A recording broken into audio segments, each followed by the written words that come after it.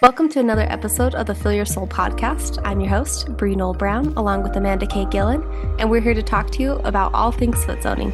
Let's jump into our next episode. All right, friends, today's episode is all about, does foot zoning hurt? We get that question a lot, right, We really Bree? do. I was just giggling at that because I'm like, isn't that such a funny thing that people want to know? But it's valid. It's totally valid. It is a valid question. And what I've learned is a lot of people feel as if because their feet hurt normally, that a foot zone is automatically going to hurt. Right. Or if they have a hard time getting a pedicure because they don't like getting their feet touched, a foot zone's going to hurt. Like Correct. It's kind of like a, right? So let's talk a little bit about our thoughts and our feelings on, can a foot zone hurt? Should it hurt? Does it hurt? All of the things about hurting. Yes. Let's just dive into it. I think the one thing we should understand is to know a little bit about the history of foot zoning, of when it came out, and when it was brought over from Europe in the late 1980s. They were taught to use 10 pounds of pressure to open up a signal, and there are still some people who do teach that, and that's up to them. But that's too much, guys. That's a lot of much pressure, and it was excruciating. My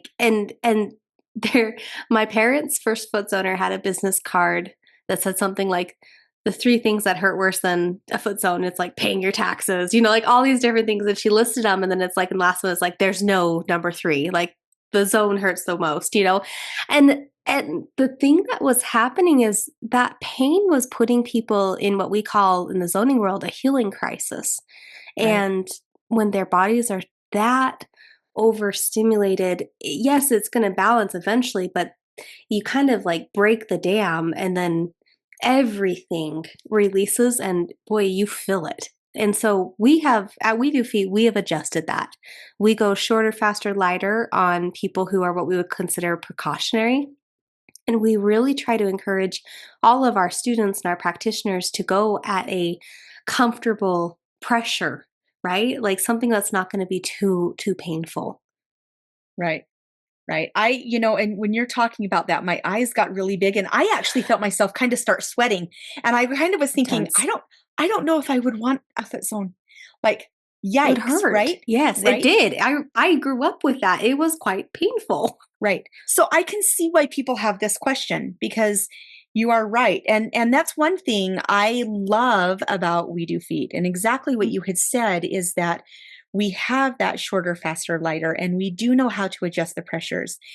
The thing that I really, truly love as well, and I would like to encourage, is your practitioner along the way should be asking, how is this pressure? Is it too much? Is it too little? And if you're at any time your practitioner maybe hits a spot that may be a little bit too deep or too much, there could be a couple reasons for that. But I would truly say, speak up. Yes, please don't be quiet. Let them know that it hurts. Yes, be like, ooh, what is that? That really is hurting me right now. Because A, maybe there's a blockage and maybe there's something going on in that area. B, maybe you have a bunion right there, right? Or something to that nature. Physical structure problem. Right. Yeah. And that could be something that maybe was just overlooked or maybe had been missed. It's really important as a client that you're using your voice, but it's also very, very important as a practitioner that you are watching and being mindful of your client, because a zone, my friends, it really, truly should not hurt. It might be discomfort. It might have a little discomfort and might be uncomfortable during certain periods, but you shouldn't be like gripping the chair and, holding your breath or curling your toes because it's just too much. That's not our goal. No. And I always like to, as a practitioner, like you were saying, you check in with them, you make sure that you're kind of going like, are we good? Is this okay? But then I like to also explain to my clients that they think it's sometimes like massage, like more is better. Like they're like, in Yeah. order to get the results, I have to hurt. And I explained that that's not accurate. Like it's like, no, no, no.